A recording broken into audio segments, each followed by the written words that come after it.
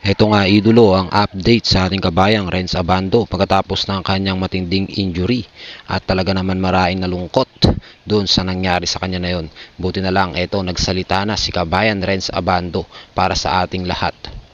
At sabay natin pakinggan kung ano ang sinabi sa atin ng ating idolong Renz Abando.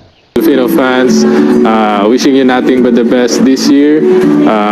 Thank you for supporting me, and now I feel better than the first day when I got injury. And to all the fans who get worried about me, and now I'm gonna tell you that I feel better. For the past 2 weeks, I'm getting better, and thank you for. So ayun nga, napakinggan nga natin ng mensahe ng ating idolo kabayan na si Renz Abando. So tanong ko sa inyo mga Ilocano dyan, ano ba sa tingin nyo? Kailangan po muna magpahinga muna si Renz Abando o tuloy agad ang laban? Lalo na may susunod na laban ang Anyang sa January 24 versus TNT.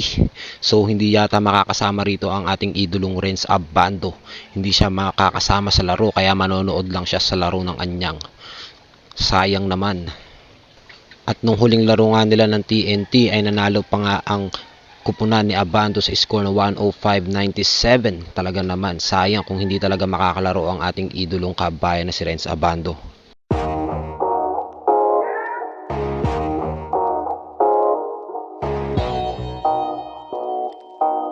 At dahil din mga idolo sa nangyari sa kanyang injury ay hindi rin nakasali ang ating idolong kabayan sa slam dunk competition.